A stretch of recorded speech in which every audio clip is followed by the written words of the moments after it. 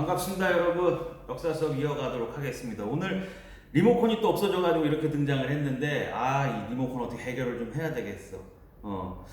자, 오늘은 93페이지, 교과서 93페이지, 94페이지, 그 다음 95, 96페이지까지 나오는 내용인데, 통일신라의 이제 사상과 예술에 대한 부분인데, 이 부분에 대해서 이제 수업을 할 거야. 그런데 여기서는 이 페이지 비율이 잘 안 맞아. 뭐냐면, 93페이지는 불교 사상에 대한 설명이고, 94페이지 이제 유학교육의 확대와 학문의 발달에서 공부할 내용이 좀 있고, 그리고 그 밑에 나오는 이제 불교 예술의 발달은 이제 뒤에까지 96페이지까지 내용이 나오는데, 사실 불교 예술의 발달에서는 특별히 선생님이 뭐 이렇게 설명할 만한 게 없어. 그냥 니들이 여기는 어떤 작품이 통일신라 시대 때 작품이고, 뭐 건축물이다, 뭐 탑이다, 뭐 이런 정도만 구별하면 되는 거라서 특별한 내용이 없고, 전반적으로 사실 요 파트는 조금 쉽게 얘기하고 넘어갈 수 있는 부분일 것 같으니까 잘 정리해서 한번 보도록 합시다. 오늘 어쨌든 좀 이게 지금 처음으로 선생님 이거 찍으면서 오후에 찍는 건데, 점심 많이 먹고 그래서 그랬는데 아주 컨디션이 좋아. 그래서 다짐했어, 오늘부터 이제 이 영상은 오후에 찍는 걸로. 역시 사람은 배가 불러야 돼. 배가 하여튼 다이어트하기 틀린 것 같아. 어쨌든 93페이지 통일신라에서 발전한 사상과 예술에서 첫 번째 불교 사상의 발달과 대중화에 대한 얘기인데, 야, 여기 불교에서는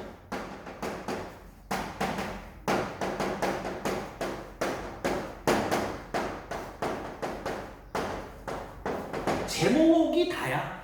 실제로는 무슨 말이냐면, 불교라는 이 종교가 삼국시대 때 이제 고구려 백제를 통해서 들어오고, 또 고구려를 통해서 신라에서 받아들이고 했잖아. 실상 삼국 중에서 어디가 가장 불교의 전례가, 신라가 불교의 전례가 가장 늦었었는데, 그 삼국 중에서 불교가 가장 융성하게 발전을 하고, 어떻게 보면 불교를 한 단계 더, 중국 불교보다 한 단계 더 업그레이드 시켰다고 평가할 수 있는 게 어디의 불교다? 통일신라 시대의 불교다. 이렇게 볼 수가 있단 말이야. 그래서 이 통일신라 때 발달한 불교가 사실 일본에 전해져가지고, 일본은 지금도 사실 불교세가 상당히 강하지. 크리스트교보다는 불교세가 상당히 강한데, 그 일본 불교의 기반을 제공해준, 그러니까 전례는 일본의 불교를 처음 전례해준 거는 백제지만, 사실 그 일본 불교가 발전하는데 크게 공헌을 해준 거는 이 통일신라 시대 때 발전한 불교가 일본에 넘어가면서 발전했다는 게, 그게 정설이야. 뭐 이거는 뭐 그냥 이제 상식. 뭐야 갑자기 이거 그냥 상식에 기반해서 알고 있으라고 얘기를 해준 거고, 어쨌든 이 통일신라 시대 때 불교를 얘기하자면 큰 줄기에서의 변화가 있어. 뭐냐면 초기 전기라는 거. 통일신라 시대 전기의 불교는 뭐를 중심으로 받아들이냐면 이 법전, 불법, 뭐라고 해야 돼? 이 불법, 불전, 불법 그러니까 되게 나쁜 말이야. 법전이라고 했어. 불법전, 그래서 불전 뭐 이렇게도 많이 얘기하는데, 그러니까 책을 통해서 그 이제 석가모니의 그 사상을 공부하고 막 이런 학문적 의미로의 발전이 좀 많단 말이야. 이거는 그러니까 전기의 불교는 학문적 성격이 강하다. 이렇게 볼 수가 있다. 그러니까 실제적으로 이렇게 학문적 성격의 불교로 알아들으려면 뭐를 알아야 돼? 읽고 뭐 해석하고 이래야 되니까 글을 알아야 되는 거잖아. 그러니까 사실 이 당시에 글 아는 사람이 그렇게 많지는 않지. 그치? 통일신라 시대 때 글을 알 수 있는 사람은 상당히 고위층들밖에 없었을 거 아니야. 뭐 귀족들 이런 사람들. 그러니까 불교가 상당히 귀족적 성격을 많이 띠고 있었지. 전반기에 이 통일신라 전반기 쪽의 이 불교들은. 그리고 이런 이제 종파를 교종이라고 부르는데, 이거는 이제 불법을 해석해가지고 불교 법전을 해석을 해가지고 부처님의 말씀을 따라하려는 뭐 이제 그런 성격의 종파. 종파는 무슨 말이냐면, 그 큰 종교 안에서도 여러 가지 흐름이 있잖아. 아니 요즘에 기독교도 이렇게 보면은 뭐 대한 예수교 있고, 뭐 예수교 장로교 있고, 뭐 감리교 있고, 뭐 침례교 있고, 뭐 하나님의 성회 있고, 막 이런 종파가 많이 있잖아. 기독교 내에도. 그런 것처럼 불교에도 이제 종파가 많이 있는데, 조선이란다. 통일신라 시대 전기에 발전했던 그런 이런 뭐 법전을 통한 해석 뭐 이런 걸 강조하는 그 종파를 뭐라고 불러? 교종이라고 불러. 이런 상당히 좀 귀족적인 성격을 가지고 있는 거지. 그치? 그래서 학문적 성격, 귀족적 성격을 가지고 있다. 이렇게 볼 수가 있고, 이게 통일신라 시대 후기로 가면서는 성격이 바뀌어. 퍼져가는 불교가. 왜냐하면 요 사이에 많이 사람들한테 퍼져나갔거든, 불교가. 그 얘기 좀 이따 다시 할 거야. 사람들에게 많이 퍼져나가면서 불교가 대중화돼서 이 불교의 큰 흐름 자체가 깨달음을 얻는. 글 몰라도 돼. 뭐 법전 몰라도 돼. 그냥 부처님을 생각을 하고 부처님처럼 살아야 되겠다. 아니 부처님의 마음으로 살아야 되겠다. 이런 고뇌 끝에 깨달음을 딱 얻는 순간 뭐의 경지에 올라간대? 해탈의 경지에 올라간대. 해탈의 경지. 해탈의 경지에 올라가면 스스로가 모두 다 그냥 부처가 될 수 있다. 뭐 이런 의미야. 그래서 이런 이제 불교 종파를 선종이라고 하거든. 그래서 크게 보면 교종에서 뭘로 발전해 간다. 선종으로 변화돼 간다. 이렇게 볼 수가 있고, 그러니까 이 종교의 차이가 사실은 예술 작품에도 많은 영향을 주는 게, 뒤에 가서 보면은 통일신라 시대 초기에 나타났던 불교 그 예술 작품들은 사원이라든가 사원이라든가 탑이라든가 이런 거에 집중이 돼 있다면, 이 후기 선종 시기에 들어가서 나타나는 예술 작품들은 그러니까 이거야. 여기서는 부처님의 말씀이 절대적이고 여기는 깨달음을 통해서 해탈을 얻으면 우리 모두가 다 부처가 될 수 있다. 뭐 이런 식의 의미로 얘기를 하는 거니까, 큰 깨달음을 얻은 스님들 있잖아. 되게 위대한 스님들, 그런 분들이 이제 고승이라고 하는데, 그런 고승들 돌아가시고 그러면은 그분들의 무덤 앞에 승탑도 만들고 뭐 탑비도 만들고 이런 걸 만들면서 그게 예술 작품으로 많이 나타나게 되는 거야. 그지? 아니 탑은 만들어진 탑은 그 부처님 대신해서 만드는 거야. 절 안에 있는 탑은. 오케이? 그러니까 전기는 절 안에다 탑 만드는 거에 집중한다면, 통일신라 시대 후기는 스님들 스스로 그 대스님들 한 명 한 명을 다 예수님 대하듯이 하니까 그 사람들이 승탑이나 탑비 같은 걸 만들면서 예술 작품에도 좀 변화가 있는 거지.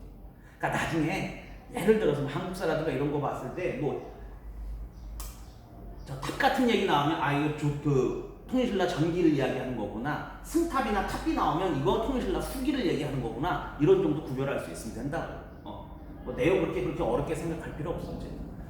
그래서 이제 통일신라 시대 불교 변화의 얘기를 전기와 후기로 나눠서 좀 살펴봤고, 이 과정 속에서 나타나는 위대한 고승 두 분이 나오지. 다른 사람 몰라도 이 사람들은 알아야 되잖아. 누구야? 요 과정 속에서. 요 분들이 활동했던 게 여기서 여기로 넘어가는 과정 속에 있는 거야. 누구하고 누구야?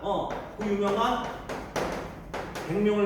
한국을 빛낸 100명의 위인에 나오는 원효대사와 또 누구야? 의상대사지. 그치? 이분들이 요 시기에 활동하면서 엄청난 이제 그 불교적 업적을 남기는데, 이 두 사람은 좀 구별할 수 있어야 된다. 그리고 기본적으로 선생님이 그냥 이 두 대스님들, 이 두 분에 대해서 설명하는 내용은 정말 단편적으로 그냥 공부해서 얘기하는, 그냥 어떻게 보면 이제 TR 만큼 정도의 레벨인 거지. 내가 이 두 분의 이런 위대한 사상을 뭐 얼마나 알겠니, 내가. 내 주제가. 그지? 그냥 나는 그냥 이 중학교 2학년 애들, 학생들한테 그냥 이분들의 사상을 그냥 단순화하면 이렇게 정도 구별할 수 있지 않을까 하고 얘기하는 정도의 레벨이야. 니들도 그런 정도는 알면 된다는 개념으로 얘기하는 거지, 내가 뭐 불교를 다 이렇게 떠들고 뭐 그러는 건 아니다. 종교에 대해서 얘기하는 게 상당히 좀 부담스러워, 사실은. 불교든 기독교든 뭐든. 그 종교를 상당히 또 크게 생각하시는 분들, 학생들 뭐 이렇게 있기 때문에, 어쨌든 그냥 단편적으로 얘기해 보자면, 원효 대사는 뭐를 강조하냐면 일신사상을 강조해. 그리고 이분이 강조했던 게 화쟁사상. 그러면서 아미타 신앙을 강조했다고 이야기합니다. 이렇게 써놓고 얘기하자. 그럼 의상대사가 강조했던 건 뭐냐면, 의상대사는 당나라에 가서 이제 유학하고 크게 공부해가지고 화엄사상을 신라시에 갖고 들어와서 이제 퍼뜨리고, 또 이분이 광흥신앙을 또 주창을 하고, 또 이분은 절 같은 거를 많이 만들었어. 그래서 대표적인 이분이 만들었던 절이 유명한 부석사지.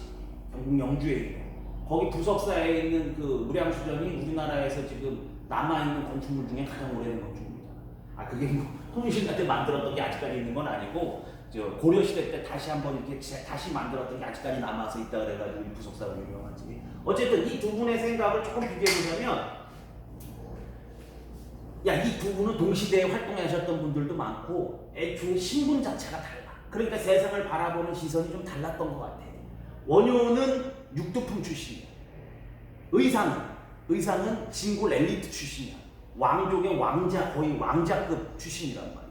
그러니까 원효와 의상은 세상을 바라보는 느낌도 다르고 이 두 분이 아마 상당히 불교에 귀해가지고 수준 높은 이제 불교 뭐라 그래야 돼? 이렇게 말이 잘 안 돼. 배는 부르는데 말이 잘 안 되네. 이제 뭐 불교 사상을 공부하다 두 분이 이제 큰 뜻을 발음이 안 돼. 큰 뜻을 품고 아이씨 오늘 왜 이래 이거? 큰 뜻을 품고 당나라 유학을 가려고 이제 둘이 떠났는데 되게 유명한 얘기잖아 이거. 선생님 얘기 잠깐 하자면 원효대사 해골물 그 얘기 하려고 하는 거야. 둘이 이제 유학을 떠나려고 이제 지금 치면 저 충청도 해안가 가서 배 타고 당나라 가려고 충청도까지 막 가다가 어느 날 밤에 폭풍우가 몰아쳐가지고 산속에 동굴에 들어가서 둘이 잠이 들었는데 원효대사가 자다가 밤에 너무 목이 말라가지고 어떻게 했다는 거야. 막 물을 찾다가 근처에 바가지에 뭐 이렇게 물이 잡히니까 그거를 밤에 이렇게 마시고 놓고서 너무 행복한 나머지 내 몸에 가까운 물 뭐 이런 거 포카리 스웨트 뭐 이런 것처럼 그 행복하게 잠이 들었다는 거지. 근데 어떻게 된 거야? 다음 날 딱 일어나가지고 아침에 딱 깨보니까 자기가 밤에 그렇게 막 목말릴 때 행복하게 마셨던 그 물이 완전 해골에 이제 골수가 썩어가지고 이렇게 쌓여져 있던 그물이고 해골만 동그라니 막 이렇게 돼 있었다는 거잖아 얘기 들어보면. 그러니까 그걸 아는 순간 어떻게 돼? 그지 이거지. 그러고 나서 이 원효대사가 깨달았다는 거지. 세상 만사 모든 일 다 진정한 가르치, 진정한 뭐 깨달음 다 어디에 있다? 마음속에 있다. 우리 마음이 모든 걸 결정하는 거구나. 똑같은 거지만 내가 달콤하다 느끼면 달콤한 거고 더럽다 느끼면 더러운 거고. 그지? 깨달음 그때 얻고 그렇게 느낀 게 뭐야? 이신사상이라는 거야. 모든 건 마음에 달렸다. 그래서 어떻게 돼? 원효는 유학을 포기하지. 내가 배워야 될 건 당에 있는 게 아니다. 내 마음속에 있는 거고 사람들 모두 자기 마음속만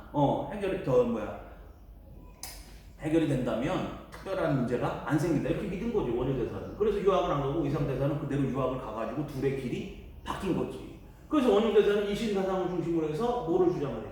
화쟁사상을 주장을 해. 화쟁 간단히 얘기하면 뭐야? 싸우지 말라는 거야. 니네가 화나고 싸우고 그럴 필요가 다 없다는 거지.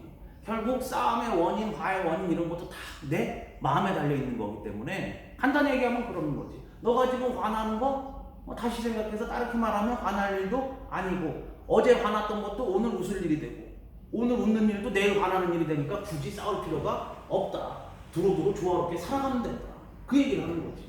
그러면서 이제 이 원효대사 이분이 어떻게 돼? 시장, 모판 이런 데 나가가지고 아미타 신앙. 이 아미타불이 불교에서 미래 뭐 우리의 복을 관장해주는 그런 부처님이래. 얘기 들어보면. 그러니까 지금 삶은 네가 뭐 귀족이든 노비든 평민이든 지금 삶은 이렇게 살고 있는데 불교에서는 뭐라 그러는 거야? 죽으면 다시 태어나잖아. 윤회사상이잖아 이게. 들어본 적 있나 혹시? 없으면 지금 들어. 불교는 이게 인도 쪽에서 시작된 건데 사상이 어때? 윤회사상이야 윤회사상. 다시 태어나 자꾸. 지금의 업을 다음 살 그 생에 갚는 거야. 이 얘기는 들어봤지. 그지? 그래서 살생을 하지 말라는 게 그 얘기인 거잖아. 지금 네가 무슨 동물을 죽이면 그 동물이 과거에 너의 아버지일 수도 있고 너의 형제자매일 수도 있는 거니까 함부로 죽이지 말라는 거잖아 불교에서. 어쨌든 그러니까 아미타 신앙은 그건 거지. 네가 아미타불을 그냥 외치면 다음 생은 극락왕생 갈 수 있다. 서방정토에 갈 수 있다. 이런 주장을 하시는 거지 원효가. 그래서 굳이 뭐 어렵고 이런 뭐 힘든 뭐 법전 이런 거 공부할 필요 없다. 시장판 이렇게 돌아다니는 사람들한테 부처님 얘기 전하고 너 마음을 해결해라. 싸우지 마라. 아미타불을 외치면 너 다음 생에 좋은 데 간다. 이렇게 얘기하면서 이제 원효가 뭐해 엄청나게 기여한 거야. 지금 얘기한 것처럼 불교 대중화에 엄청난 기여를 하게 된 거지. 통일신라 시대 때. 그 갔다 돌아와서 의상은 어때? 의상은 가가지고 상당히 그 당시 중국에서 유행하던 고급 종교인 화엄종을 공부해서 우리나라에 갖고 들어왔어. 화엄종 뭐냐? 간단히 얘기하면 그런 거야. 그냥 이것도 되게 복잡한데 우주 만상, 세상 만상에 다 뭐가 있어? 조화가 있어. 조화가. 그래서 좀 비슷하면서도 다른 건데 왕이 왕답고 아버지가 아버지답고. 이거 혹시 전화 오면 끊기나? 오, 안 끊겼어. 다행이야. 왕이 왕답고 아버지가 아버지답고 뭐 귀족이 귀족답고 평민이 평민답고 그 노비가 노비다우면 굳이 싸울 일이 없다는 거지. 다 자기 위치에서 조화롭게 살아가면 된다는 거지. 이게 화엄경이에요. 어떻게 보면 상당히 어떻게 돼? 약간 뭐 체제를 지키려는 그런 성격이 좀 보이죠, 어쨌든. 그리고 이분이 주장했던 건 뭐가? 관음신앙. 관음보살이라는 분은 현재 복을 주는 보살이에요. 불교에서. 그러니까 어떻게 보면 아미타 신앙이 미래의 복을, 다음 생의 복을 구하는 거라면 관음신앙은 현재의 복을 구하는 거지. 그래서 이 두 개가 결합이 돼가지고 여러 가지 설이 있긴 하지만 이 두 가지가 결합이 돼가지고 우리가 그냥 뭐만 외치면, 이것만 외치면 나무, 아미타불, 관세음보살 이것만 외치면 뭐 할 수 있다고. 부처님을 따라 금랑왕생 갈 수 있고 현세에서 복을 받을 수 있고. 그래서 불교 믿는 분들이 나무, 아미타불, 관세음보살 이렇게 하는 거잖아. 이 얘기가 이 두 원효와 의상의 사상을 거치면서 완성됐다는 게 가장 대표적인 설 중에 하나야. 알겠니? 그러니까 상당히 어떻게 보면 불교 발전에 엄청나게 기여를 많이 한 분이지. 그리고 의상대사는 어떻게 보면 그 왕실 불교를 총괄하면서 각각의 지역에다가 여러 사찰을 지었는데 대표적인 사찰이 뭐가 있다? 부속사가 있다. 그러니까 이 원효와 의상의 어떻게 보면 흐름은 상당히 극과 극으로 좀 달려져 있다고 볼 수가 있는 거지. 불교 발전에서. 이쪽이 약간 좀 귀족 종교와 왕족의 불교를 대표한다면 이쪽은 좀 대중 종교를 대표하는 그런 사람이라고 볼 수 있는 거야. 어쨌든 여기서는 이것만 구별하면 돼. 원효와 의상의 활동만 구별하면 된단 말이야. 오케이 말이? 됐어? 그러면 어디 얘기를 93페이지 이야기를 다 이해가 된 거고 넘어가서 두 번째 94페이지 나오는 유학교육의 확대와 학문의 발달 들어가서 보자. 쓸데가 없으니까 여기 좀 지울게. 이거 봤지? 오, 엄청 덥다 날씨가. 와, 야 여기다 빈 교실 와서 찍고 있는데 에어컨을 안 틀어줘가지고 잠깐 떠들었는데 땀 나는 거 봐. 와, 집에서 니들 선풍기 틀고 잘 들어. 자, 94페이지 두 번째 유학교육의 발달 들어가서 보면 여기는 특별히 어려운 거 없어. 여기도 마찬가지로 통일신라 때 뭐가 발달한대? 유학이 발전한대. 유학이. 이게 왕이 목적을 가지고 유학을 발전시키는 거야. 그 앞에서 얘기했잖아. 유학을 발전시키는 왕의 목적은 뭐가 목적이라는 거야?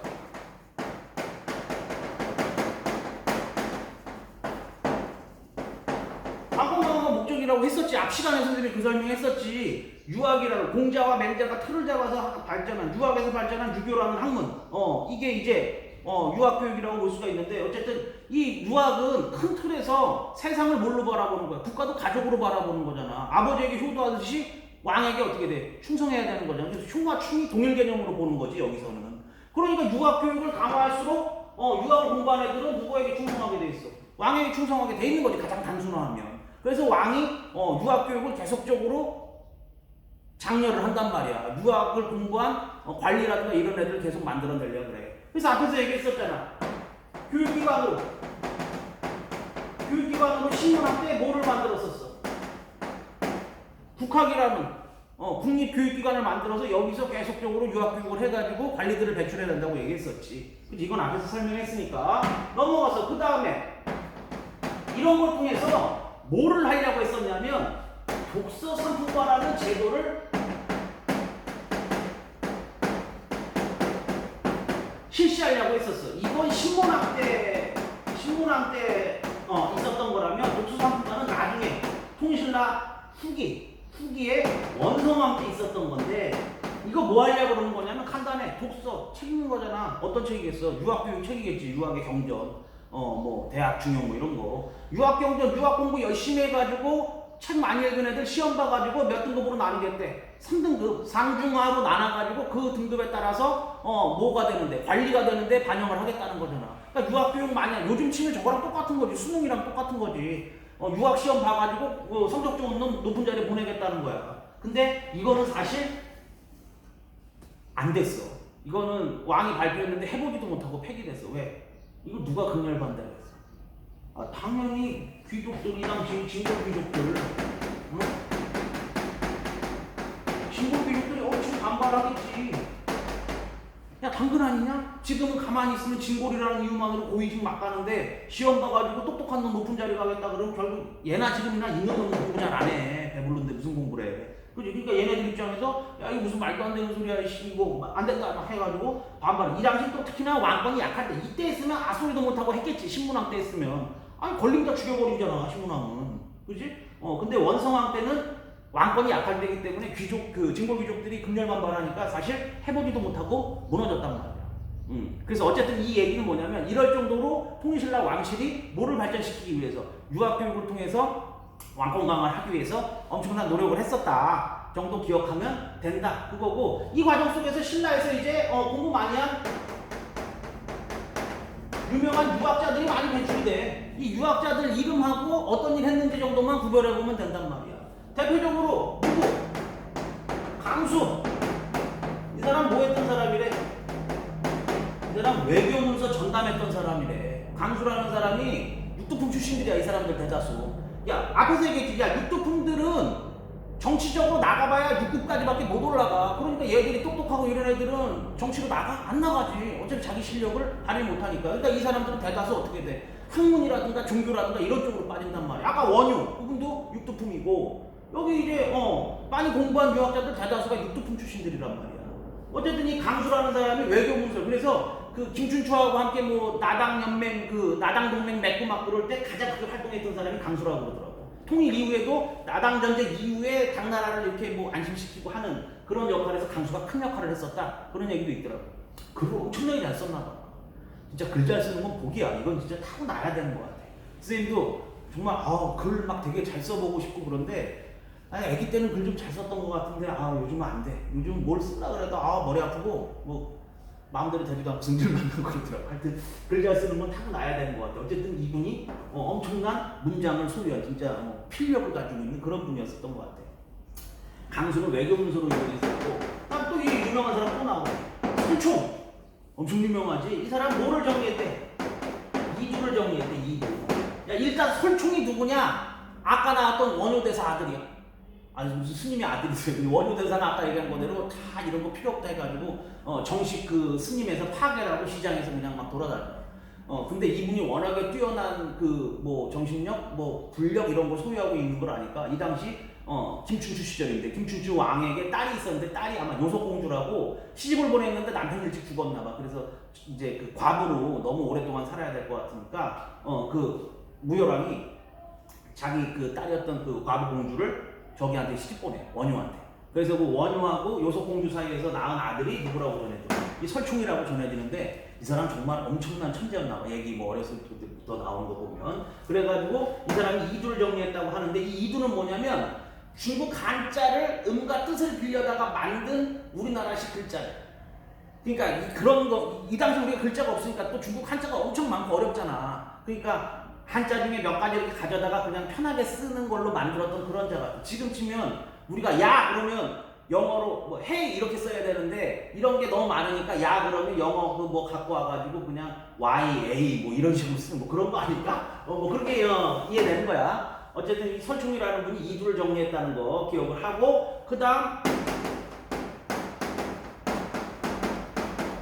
신라 천재지. 신라 천재, 공식 천재 누구야? 최치원이야. 이 사람은 왜 공식 천재라고 얘기하냐면, 야 이때 당시에 중국 그 세계 최고 제국이 중국의 당나라라고 그랬잖아. 당에서 전 세계 사람들이 다 모여들고 막 인재들이 모여드니까 당나라에 외국인 전용 과거 시험이 있어. 외국인 전용 과거 시험.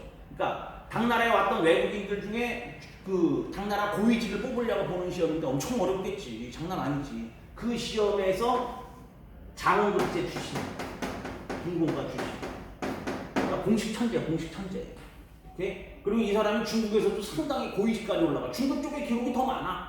중국에서 당나라 때 이제 뭐 황소의 난, 이거 그냥 뭐 설명하는 건데 황소의 난이라고 농민반란이 일어났는데 그거 진압하러 가는 진압군의 종사. 저기 간단히 얘기하면 유비한테 제갈공명 같은 거지. 그래서 그 제갈공명 같은 역할로 최치원이 따라 나가가지고 이거 중심까지 열심히 해서 쉬는 시간에도 사회적 거리두기를 최대한 실천해 주시기 바랍니다. 최치원이 따라 나가가지고 그 황소라는 그 반란군한테 글을 썼대잖아. 너를 처벌할 수밖에 없는 이유. 이게 토황소 경문 뭐 이렇게 얘기하는데 그 글이 얼마나 명문인지 그걸 받고 황소가 깜짝 놀라서 저 앉아있다가 미끄러져 떨어졌다는 얘기가 중국 역사에 나올 정도로 이 사람이 완전 명필 천재야. 어쨌든 이 사람도 이 유학자들 중에 유명하고, 이 사람이 남긴 글 중에 가장 유명한 거는 자기가 중국에서 썼던 글들 우리나라 와서 통일신라 와가지고 정리했던 개헌필경이라는 책이 유명하고, 그 다음 유명한 유학자가 누가 있어? 김대문이라는 사람이 있어. 김대문. 이 사람은 어떤 역사책을? 파랑색이라는 역사책을 정리했대. 파랑색이가 뭐예요? 사람들의 역사를 정리한 책이야. 근데 이 김대문이 특이한 건 뭐냐면 이 사람들 전부 다 육두품 출신인데 이 사람은 김씨에서 벌써 티가 나지.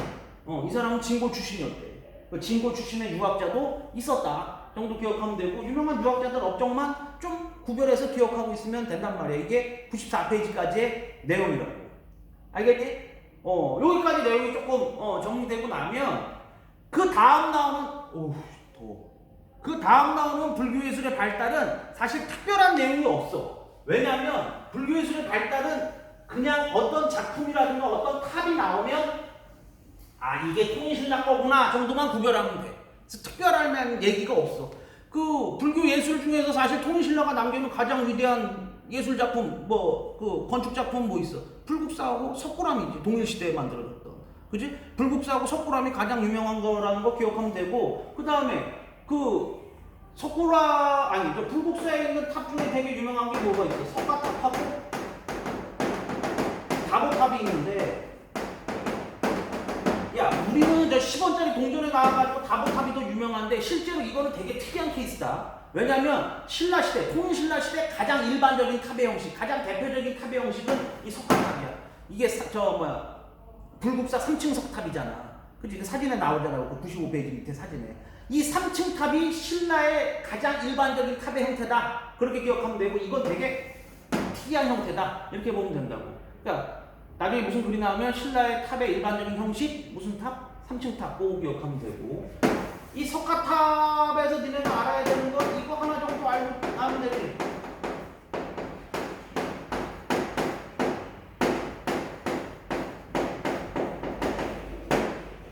석가탑이 1966년도인가에 도굴꾼들한테 도굴당할 뻔했어. 나도 뭐 60년대 살아보진 않았지만 그때만 해도 나라가 힘들고 어렵고 그러니까 뭐 도굴 뭐 이런 부시고 뭐 훔쳐가고 이런 게 되게 성행했나 봐.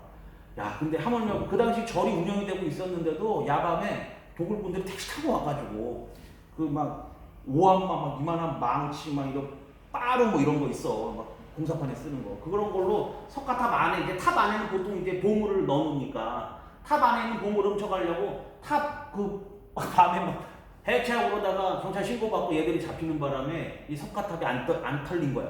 근데 얘들이 이거 털려고 막 이렇게 막 기울어 놓고 막 그러니까 이게 멀쩡히 서 있을 수가 없어서 해체 작업이 결정이 됐네.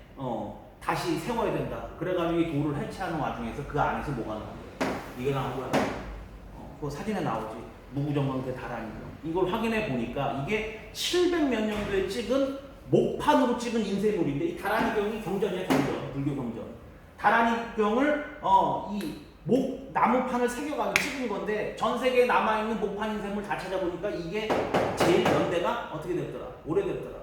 그래서 우리나라에서 세계 최고의 목판 인쇄물이 나오게 된 거지. 무구정광대 다란이경. 그러니까 우리가 인쇄술이 워낙에 원래 좀 뛰어났나 봐, 이거 보면.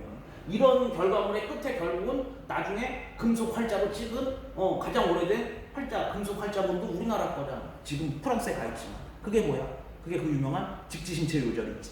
그치? 이거는 목판 인쇄물이다, 목판 인쇄물. 그거 정도 구별하면 될 것 같아, 여기서는. 그리고 나머지 거는 뭐 읽어보면 특별한 내용 없고, 그 다음 넘어가서 96페이지에서는 그 신라시대 유명한 게 이제 종이 2개 나오는데, 하나는 뭐야? 상호사종이고, 하나는 승덕대왕 신종인데, 이 승덕대왕 신종이 우리가 알고 있는 무슨 종이야? 에밀레 종이지. 칠 때마다 애기 울음소리가 난다고 에밀레가 애기 울음소리야? 근데 나는 얘기할 때마다 궁금해. 어쨌든 그렇대. 에밀레. 그런데 이게 아기 울음소리처럼 들려가지고 이걸 에밀레 종이라고 부른대잖아. 그렇지? 그래서 뭐 이 두 가지는 상원사종은 가장 오래된 종, 성덕대왕 신종은 가장 큰 종이다. 그리고 종소리가 가장 아름답다. 이런 정도만 구별하고 있으면 되지. 이 에밀레그에 얽힌 또 뭐 그 설화가 있지. 뭐 인신공양 해가지고 사실은 이 종 만들 때 뭐 애기를 집어넣었다 뭐 이런 얘기 있는데 아우 잔인한 얘기여가지고 이런 건 안 하겠어. 노코멘트 하겠어. 궁금한 사람 네이버에 쳐가지고 봐. 수도 없이 나오니까. 알았지? 애기 관련 얘기들은 요즘 같은 세상에 못 하겠어. 뭐 종 관련해서는 요 두 가지 정도 구별하면 된다. 상원사종하고 성덕대왕 신종하고. 오케이? 그러면 특별한 내용은 없어. 그다음 뭐 불국사 저 석굴암 얘기는 한번 읽어보면 되는 거고. 그래서 문화예술에서는 사실은 그 뭐 탑 정도 구별하는 거, 그 다음에 뭐 성덕대왕 신종 얘기 정도 알면 기본은 하지 않을까 이렇게 생각된다고. 그래서 오늘은 뭐 지금 유교하고 불교 발전, 그 다음 예술 작품에 대해서 좀 살펴봤는데 여기까지 얘기하고 이렇게 마무리 짓고 다음 시간에 뭘로 만나자? 다음 시간에 우리의 위대한 남북국 시대의 북국의 이야기, 어디 발해의 이야기로 만나자. 덥다. 안녕. 다음 시간에 보자.